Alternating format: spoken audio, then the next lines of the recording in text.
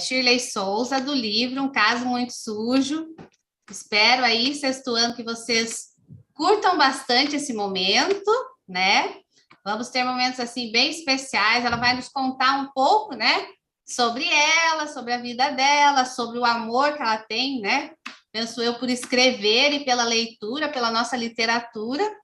E também, eu tenho aqui já um banco de perguntas, Shirley, mas os alunos também poderão interagir aí durante a live, lá pelo Facebook, já tem alguém ali prontinho, né, Liri? Prontinha já para fazer as anotações das perguntas que vocês nos fizerem, para que ela possa nos responder.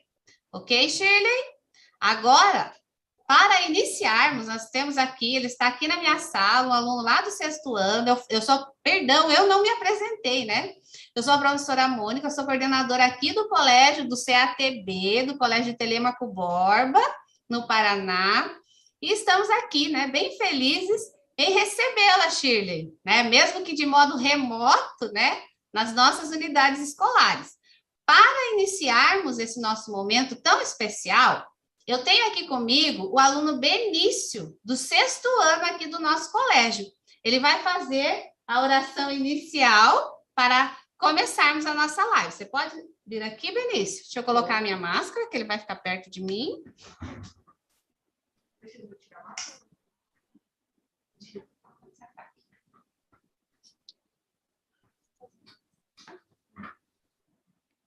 Oremos. Querido Deus, muito obrigado por mais um dia de vida e de saúde. Abençoe todas as turmas do sexto ano que estão assistindo essa transmissão e que esse momento seja muito bom. Em nome de Jesus, amém. Amém, Benício. Agora o Benício vai voltar lá para a sala dele. Muito obrigada, Benício. O Benício vai voltar lá para a sala dele para acompanhar, né, a nossa live especial desta manhã. Shirley, os momentos que se seguem agora são seus, né? Para você explanar um pouco, né, de quem é o Zé Paçoca. Eu confesso, estou aqui comigo, o seu livro. Eu li o seu livro pela primeira vez, eu acredito que em 2018. Tá? Eu li o seu livro em 2018. E assim, foi num feriado de carnaval, eu e a minha família descendo lá para o litoral de Santa Catarina, e de Curitiba até Santa Catarina eu li o livro todinho, tá? O Zé Paçoca, um carinha assim que eu gostei bastante, e assim, além de ser muito esperto, né? Ele é um detetive muito esperto. O Zé Paçoca nos ensinou, né, muitas coisas interessantes.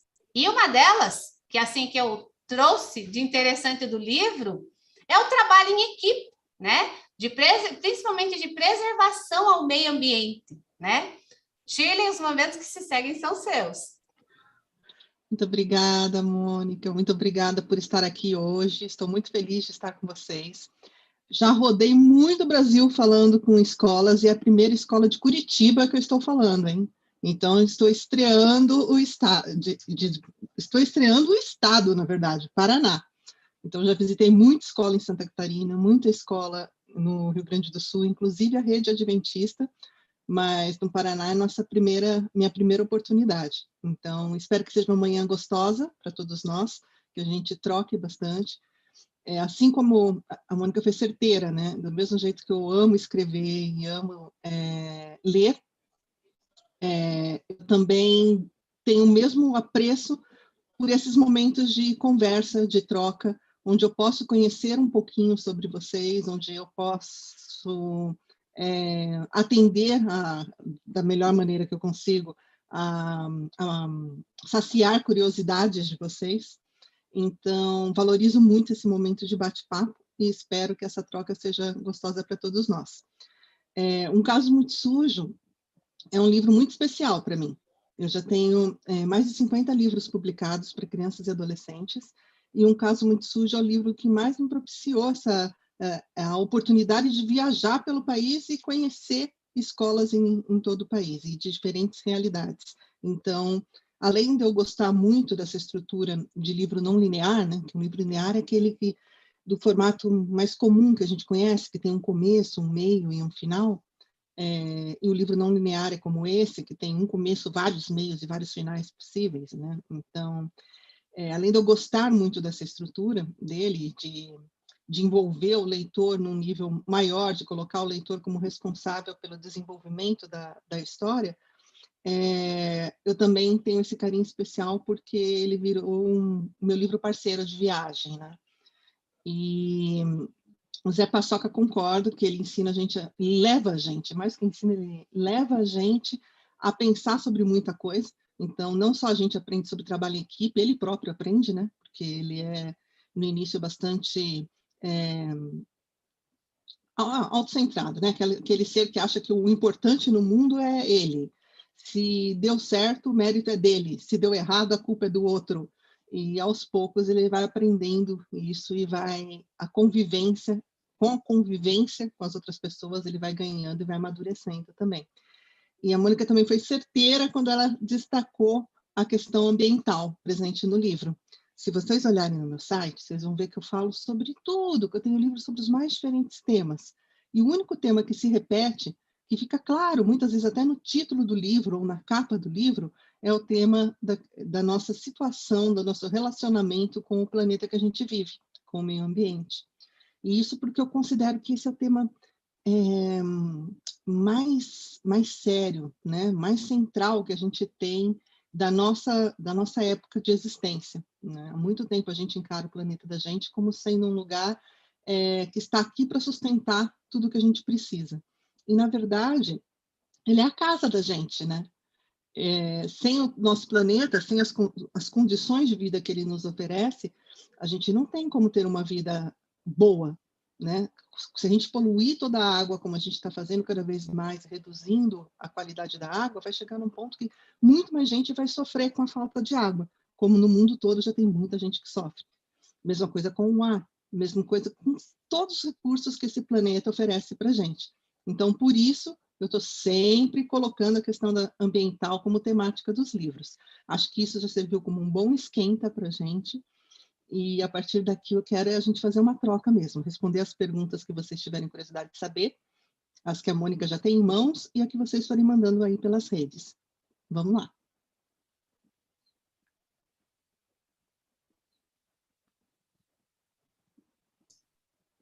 Bom, Shirley, Bom. A gente teve aí um problema técnico que ficou parado aqui na minha tela, mas agora voltou ao normal. Olha só.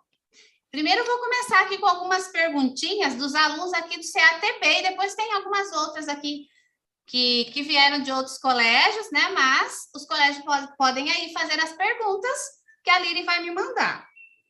Olha só, o aluno Daniel e o aluno Marcos aqui do CATB, eles fizeram a seguinte pergunta: de onde veio a inspiração do livro, né?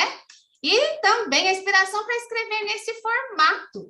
Que eu confesso a você, eu sou professora de literatura, eu estou na coordenação, mas eu sou professora de português e literatura.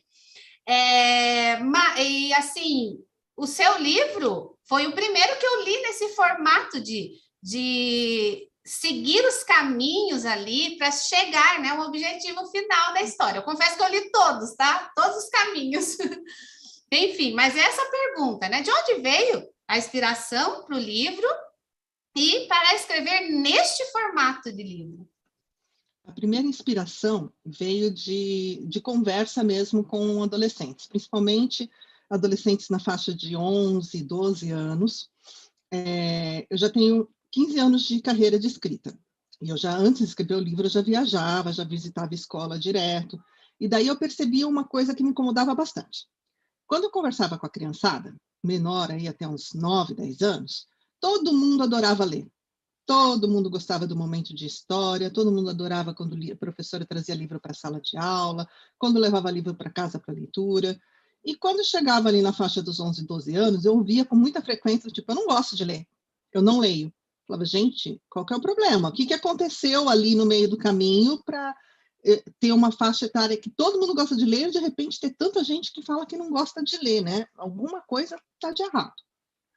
E, ao mesmo tempo, eu percebi, assim, que os mesmos adolescentes que falavam para mim que não gostavam de ler, quando eu perguntava do que você faz no seu tempo livre, como que você gasta as suas horas, tinha algo que se repetia, que era a questão do jogo. Ou no celular eu fico jogando, ou de um videogame eu fico jogando.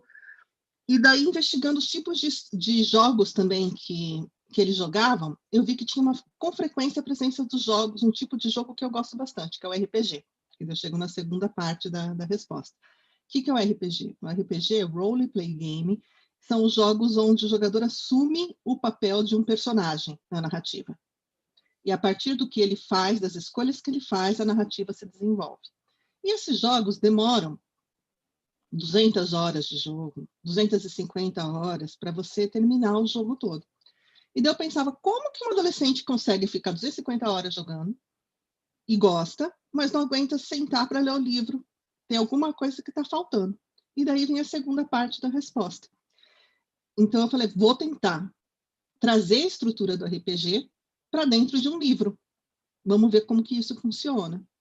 Então, a inspiração veio da conversa com os adolescentes, da realidade deles, e também do que eles faziam, né? Então, eu jogo videogame. Todo dia eu jogo um pouco de videogame. Isso não parei desde a adolescência, continuo como um momento de desestresse, principalmente no momento de pandemia, que a gente teve que ficar mais em casa. Então, não dá para sair, para encontrar os amigos, do jeito que eu fazia antes. Então, esse momento do jogar o videogame foi um momento de, vou desestressar. E eu escolho muito bem as histórias que eu quero conhecer nos jogos, né?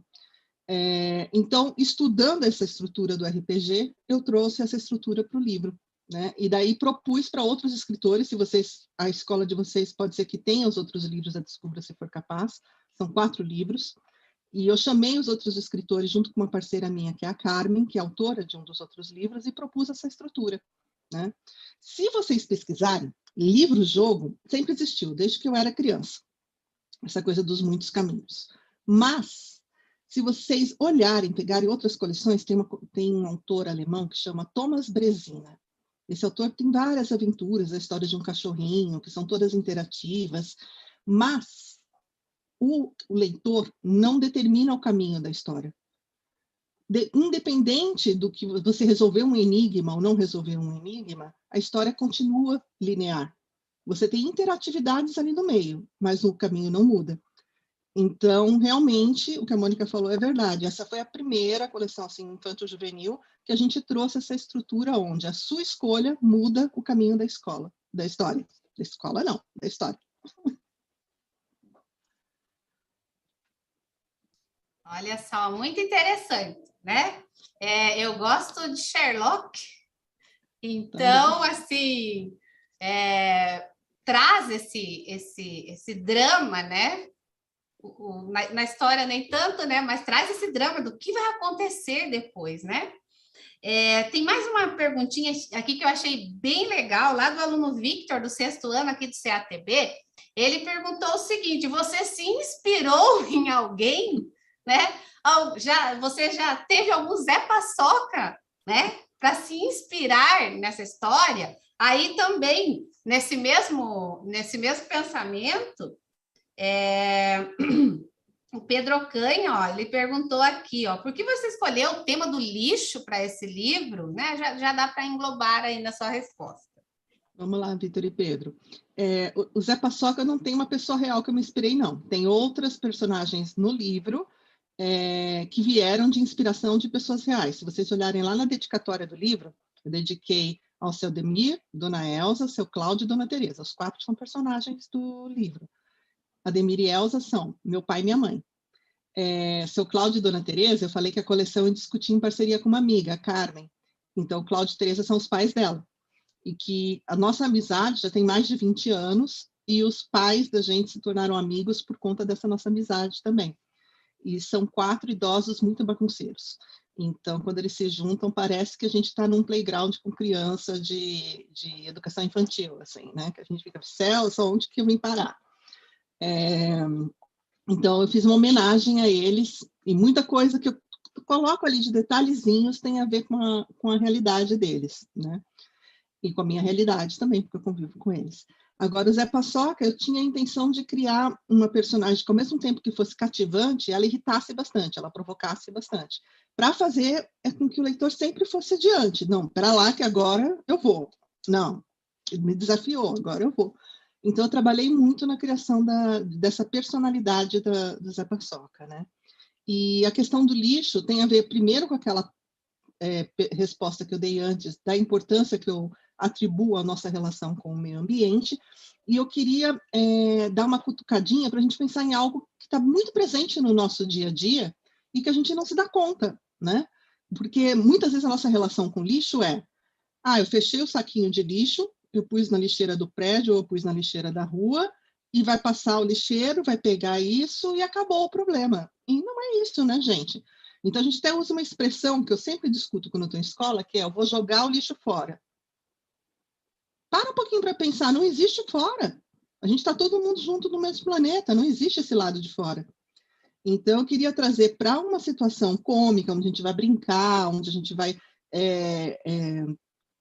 entrar numa história de uma maneira divertida, mas para a gente também pensar em algo que é, sim, um problema e que está muito presente no nosso dia a dia. Então, cria-se uma situação extrema, que é a greve do lixeiro, e é engraçado porque, conforme eu for conversando com diferentes estados, várias vezes me relatam experiências de que, aqui teve uma greve de lixeiro, foi uma confusão, foi não sei... Então, a gente percebe aquela coisa, a gente percebe onde dói no pé quando o sapato aperta, né? Então, é mais ou menos isso. A gente não percebe que o lixo é um problema, até que tem uma greve de lixeiro, até que a gente não tenha onde depositar isso, e essa foi a minha intenção na escolha do tema do livro. Então, foi uma escolha bem pensadinha mesmo. Olha, bem interessante na tua fala, foi algo assim, né? Lendo o livro, eu não havia pensado, mas agora na tua fala, da importância desse profissional na nossa vida, né? Assim como o professor tem importância, o médico, né? O farmacêutico, olha a importância, né, desses profissionais que fazem a coleta dos resíduos das nossas residências, né? Olha só, Shirley, tem mais algumas perguntinhas aqui, ó. Olha só, eu acho que você até já fez algum apanhado sobre isso, mas só lembrando, ó, vi que você gosta de mistério, como o personagem Zé Paçoca. Você leu muitos livros de mistério? Pode citar seus autores prediletos? Você conhece algum detetive que te ajudou a escrever essa história? Olha só. Ótima essa foi ótima. Não conheço detetive que me ajudou a escrever, começar pelo fim. Não conheço, gostaria de conhecer, né? Até de vez em quando eu brinco que eu gostaria de ser detetive também, para investigar as coisas, mas eu acho que investigar crime, por exemplo, eu não gostaria. Tinha que ser casos igual ao do Zé Paçoca. Assim.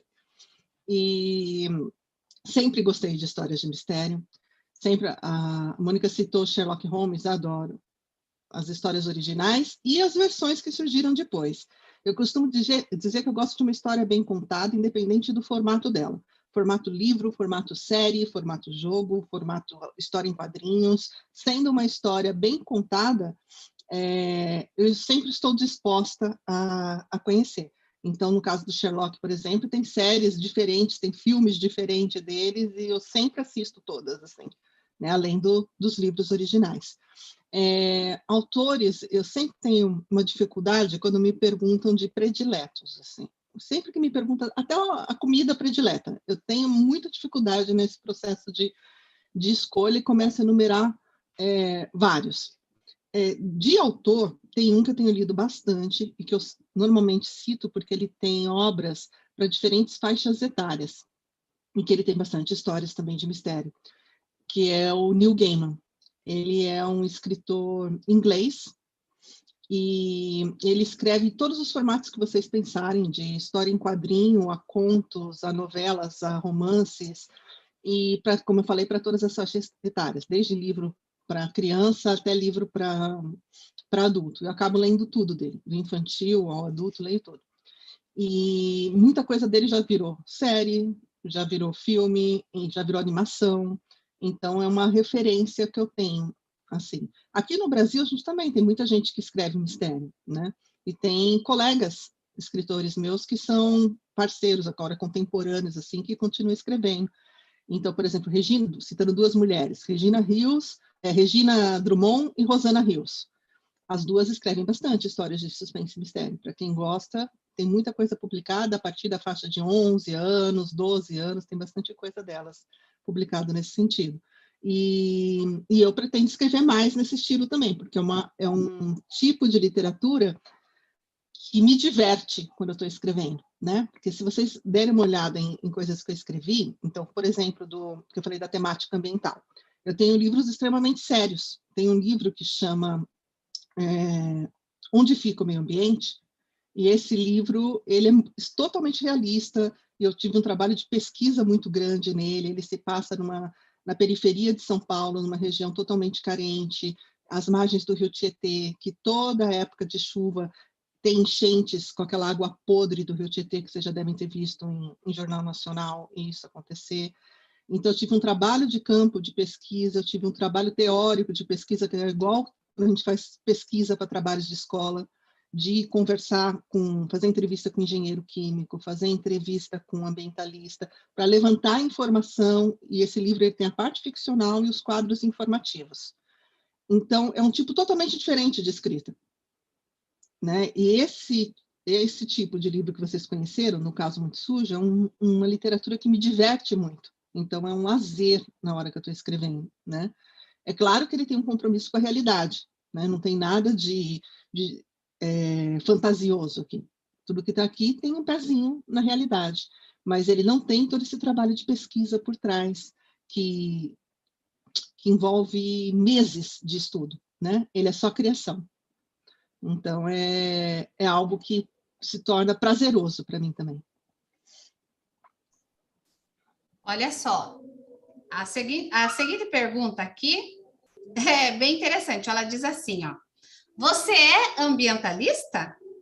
Achei a história bem ecológica e didática na separação do lixo. Você pode dizer quais as atitudes de adolescentes para melhorar o meio ambiente? Olha só que pergunta, hein? Adorei essa. Olha, muito legal, muito legal. Eu sou educadora ambiental, então eu sou formada em comunicação social e depois eu fui fazendo especializações. Então, fiz especialização em educação e tecnologia, educação ambiental e em gamificação. Por enquanto são essas. E depois tem os cursos assim que tem a ver com isso, mas os centrais é isso, né? E como educadora ambiental, eu fui buscar a especialização de educação ambiental depois de começar a escrever sobre a questão do meio ambiente. Quando eu era adolescente, a gente não falava tanto em meio ambiente. Isso é uma questão que começou a aparecer mais na discussão das pessoas, e até mesmo na sala de aula, de um tempo para cá. Se você volta, e vamos pensar, se você volta 15, 20 anos, isso já não era discutido da forma como é discutido hoje em dia, né? E isso é sério. Então, vou falar para vocês a primeira vez que eu comecei a pensar na minha relação com o planeta em que eu vivo.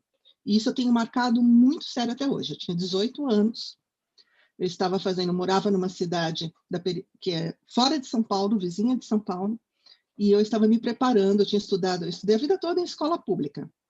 Então, durante o meu ensino médio, eu trabalhei para juntar dinheiro e conseguir pagar um cursinho, porque eu sabia que, vindo de uma escola pública, eu dificilmente ia passar num vestibular de uma faculdade pública, que é muito concorrido.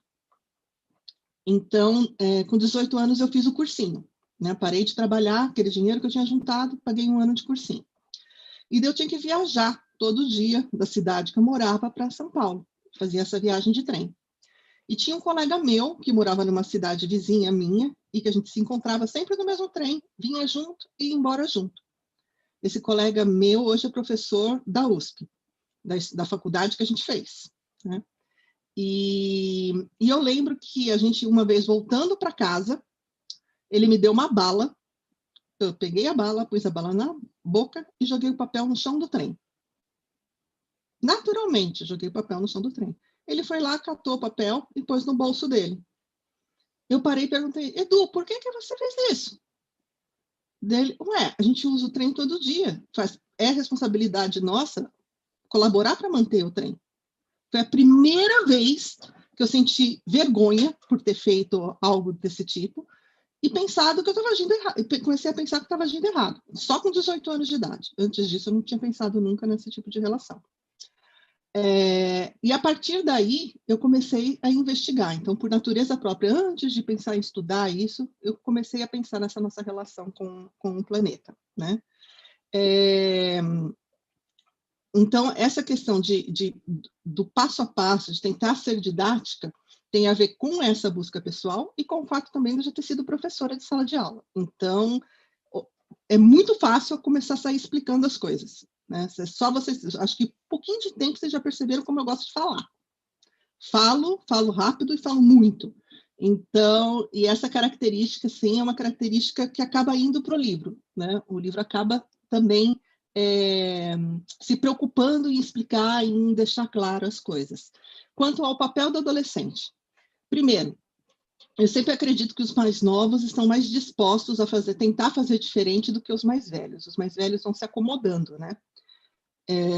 E quanto mais velho, mais isso.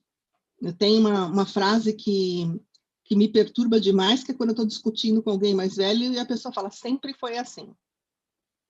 Espera lá, se sempre foi assim, mas não é bom, por que tem que continuar sendo assim? Sempre foi assim, destruindo a floresta, sempre foi assim a questão das queimadas, e cada vez está ficando pior, gente. Então, primeira coisa, é a gente prestar atenção no nosso dia a dia, nas coisas pequenas, porque se cada um cuidasse do dia a dia, como o exemplo do papel de bala que eu dei, o ambiente ao nosso redor, o ambiente onde a gente vive, a nossa escola, a nossa casa, o nosso bairro, os lugares que a gente frequenta, o meio de transporte que a gente usa, seria melhor, seria mais bem cuidado, se todo mundo fizesse o seu pouquinho, né? Segundo, a gente vive numa realidade conectada, né? Agora, na pandemia, então, isso se multiplicou muito mais. Vocês, enquanto adolescentes, vocês têm recursos na mão de comunicação que nenhuma outra geração teve antes. E vocês têm o domínio desses recursos de comunicação maior do que qualquer adulto. É só vocês pararem para pensar que vocês vão ter exemplo de vocês tentando ensinar algo para algum adulto e muitas vezes perdendo a paciência porque o adulto não entendeu nada do que vocês explicaram, né? Com certeza vocês devem ter algum exemplo disso na cabeça enquanto eu estou falando. Ou seja, é natural para vocês lidarem com esses novos meios de comunicação, com as redes sociais. Então, vocês também podem trabalhar na conscientização. Antes, um trabalho escolar desenvolvido numa escola sobre meio ambiente resultava em cartazes ali dentro da escola. No máximo, uma campanha para a comunidade vizinha da escola. Hoje em dia, vocês podem transformar isso em algo na cidade, no estado, no país ou fora do país, se vocês se organizarem, se articularem e pensarem, né? Se a gente pensa em um exemplo que está sempre na mídia, da Greta Thunberg, que é uma adolescente, olha o que essa menina fez, né? Eu sou sempre reticente quando falo de posições extremas. Eu não acho nunca que os extremos resolvem, que sempre a gente precisa conversar, dialogar para achar a solução para os caminhos. Então, eu gosto muito da atenção que a Greta conseguiu despertar, mas muitas vezes eu considero ela extremada nos discursos que ela faz, que o que ela defende, quem tem o poder do planeta nunca vai aceitar e nunca vai querer mudar. Então, mas a campanha de conscientização é muito importante. E eu considero que vocês têm essa força na mão que é imensa. E que se vocês se conversarem e se articularem, vocês conseguem sim fazer a diferença, tanto na atitude pequena do dia a dia, quanto nessa mobilização maior.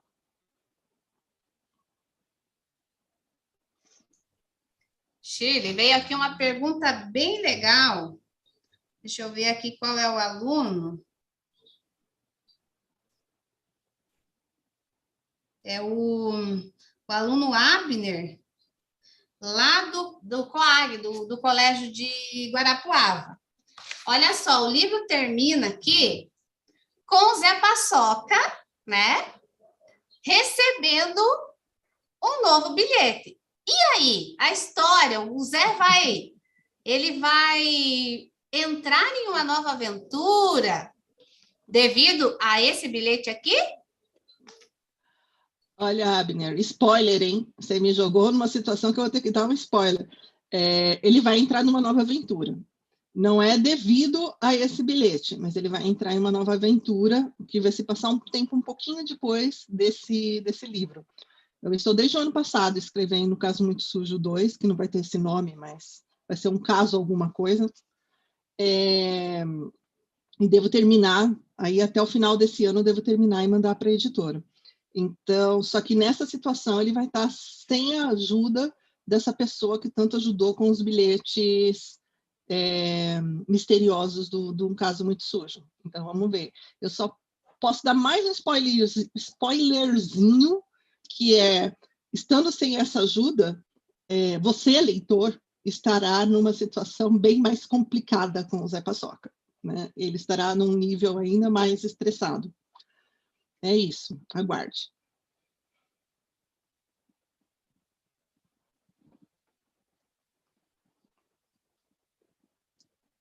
Olha só, Shirley, tá vindo mais algumas perguntas aqui. O professor João Carlos, lá do Colégio do Boqueirão, em Curitiba.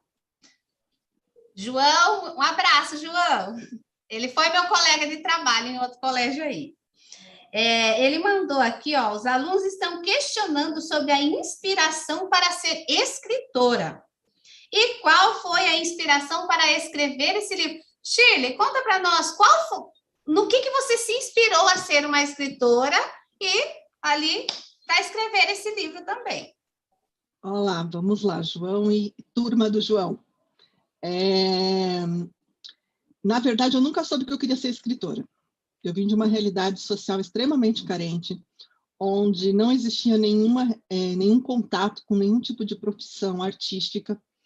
E eu, muito pequena, quando perguntavam para mim o que eu queria ser quando crescesse, eu falava que eu queria escrever e desenhar, e as pessoas davam risada e falavam, vai morrer de fome. E eu cresci acreditando nisso, de que se eu buscasse algo para escrever e desenhar, eu ia acabar morrendo de fome. Então, isso fez com que eu peregrinasse, né? Que eu mudasse de profissão em profissão, experimentando diferentes caminhos, e muitas vezes não acreditando nesse que eu acredito que seja um dom mesmo, né? Acreditando nessa possibilidade de eu me tornar escritora. Então, para vocês terem uma ideia, né? Primeiro, eu acreditava que eu devia estudar muito, que só estudando muito eu conseguiria ter uma história diferente daquela realidade que eu estava inserida. E nisso eu acertei, porque ao estudar muito, muitos caminhos se abriram, né? Daí eu comecei a buscar profissões, tentar conhecer profissões onde o escrever e desenhar estivessem presentes. Então, eu fui fazer a faculdade que eu falei de comunicação social, em publicidade, especializada em publicidade e propaganda. Por quê? Porque eu acreditava que fazendo anúncios eu iria escrever e desenhar, eu iria criar. Durante a faculdade, a duração na USP era de 5 anos. Quando eu estava no final do segundo ano, eu já sabia que não era isso que eu queria para a minha vida.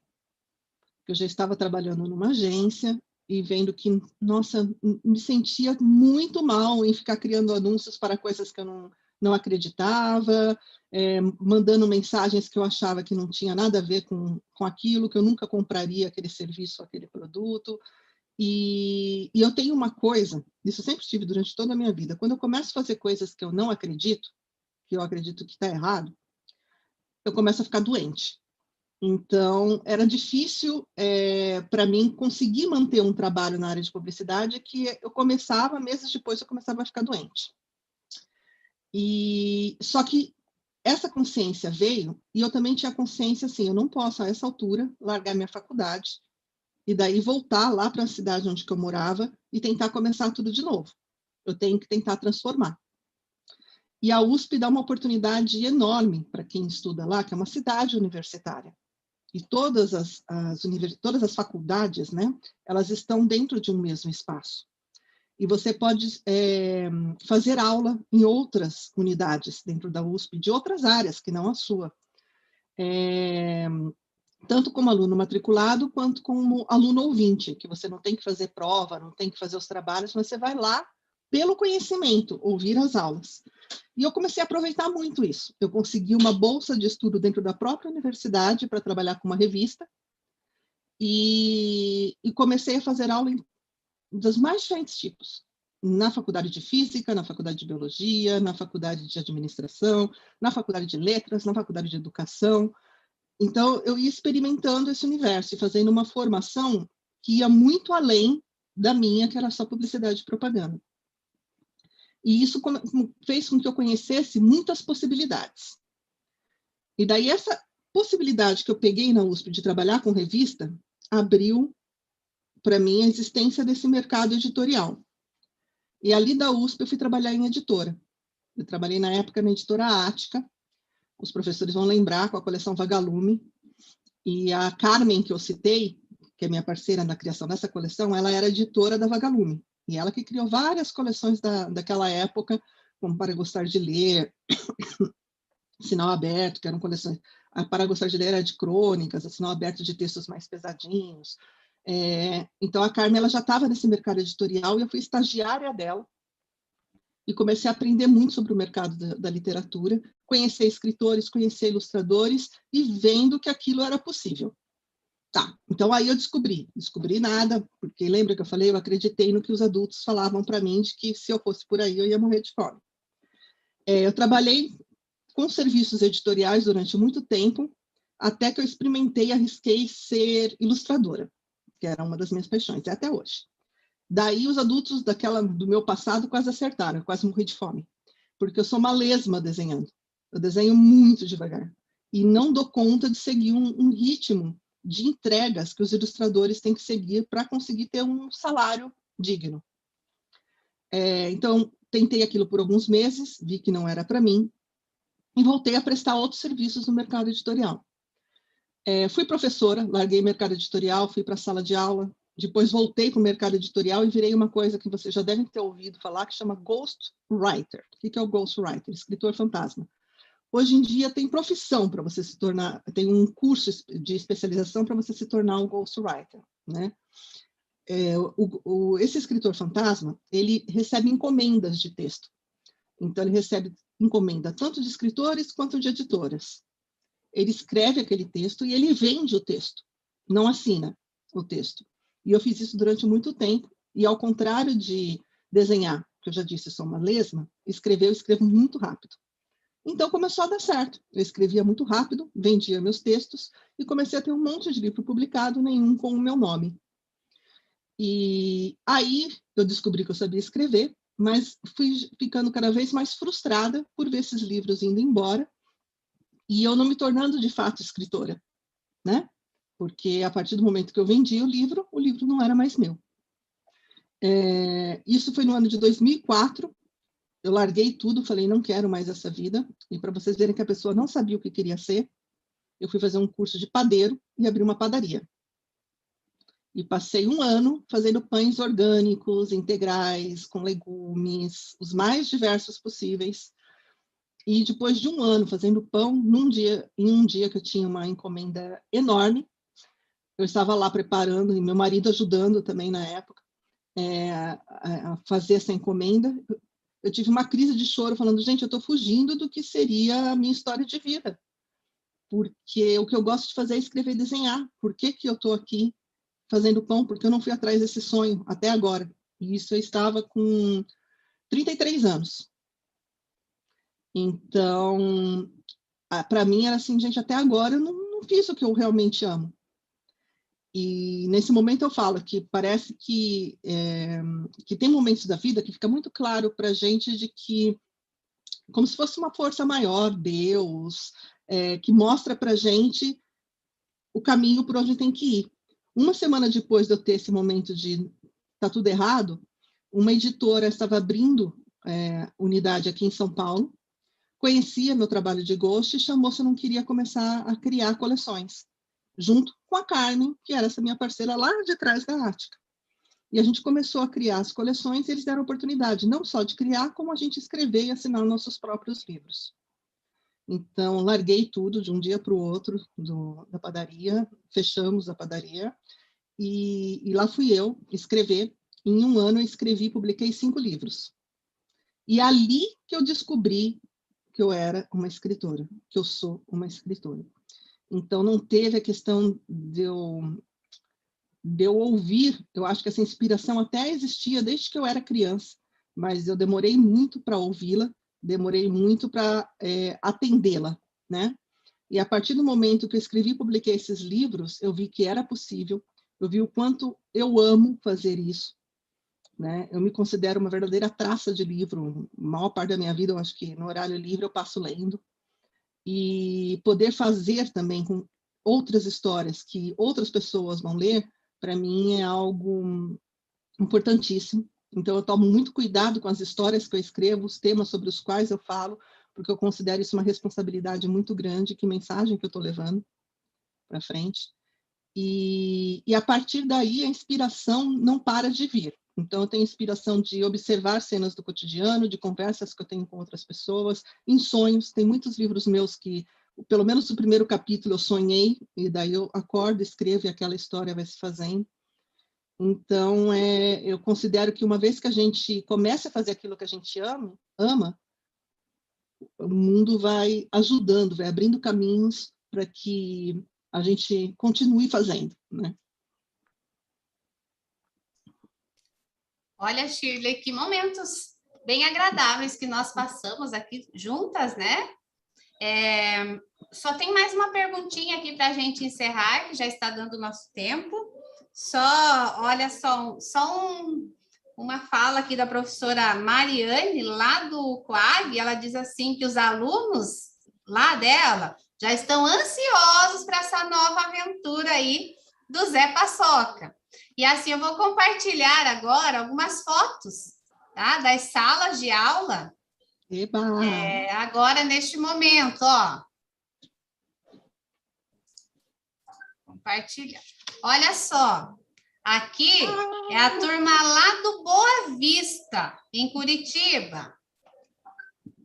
Só um minuto, deixa eu diminuir aqui. Aí essa foto... Ah, não, deixa eu voltar aqui, pulei uma turma. Essa primeira foto é dos alunos lá do CAAR, que é o Colégio Adventista de Araucária, coladinho ali com Curitiba. Essa foto é do Colégio do Boa Vista. Esta foto é aqui do meu colégio, aqui, CATB, aqui em Telêmaco Borba. A próxima foto, essa foto é lá do COAG, que é a professora Mariane, lá de Guarapuava. Aqui é o CAB, que é o Boqueirão, com o professor aqui está o professor João Carlos, mas não é o professor João Carlos. Mas, enfim, é uma foto lá do CAB. Não, acho que é essa que é do CAB. Enfim, galera, eu acho que eu Deixa eu voltar aqui. Olha só, então, a galera ligadinha aqui na nossa live. Olha, eu gostei aí que você falou, né?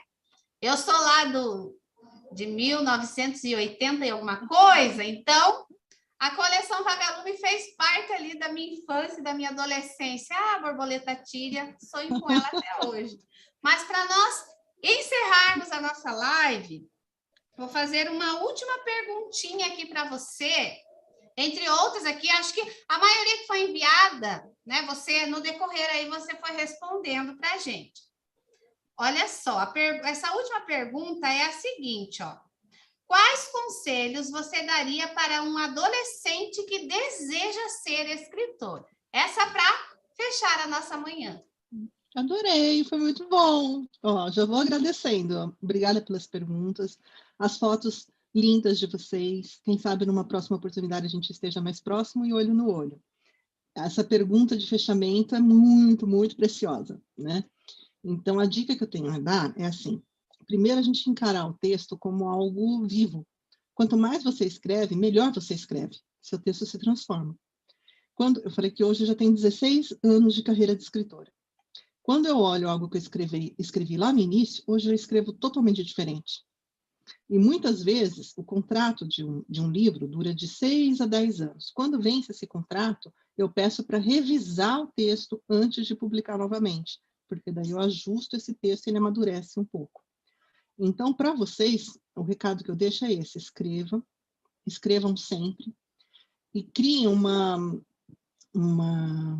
rotina de escrita onde todo dia você escreva alguma coisa. Pode ser um pensamento na margem do caderno, pode ser um verso, alguma coisa sua. Hoje eu não quero escrever páginas e páginas, estou sem ideia. Ideia para um verso você não está sem. É só você pensar nos seus sentimentos, em coisas que se passam dentro de você e essa escrita nasce, né? Então, adotar essa dinâmica. E segundo, leia. Leia de tudo, leia sempre, porque quanto mais... A leitura, para mim, é o alimento, né? Assim como a gente, escrevendo todo dia alguma coisa, a gente vai exercitando esse texto, vai fazendo com que ele fique cada vez melhor, lendo, isso vai trazendo diferentes referências para a gente, diferentes jeitos para que a gente saiba utilizar a comunicação de diferentes formas.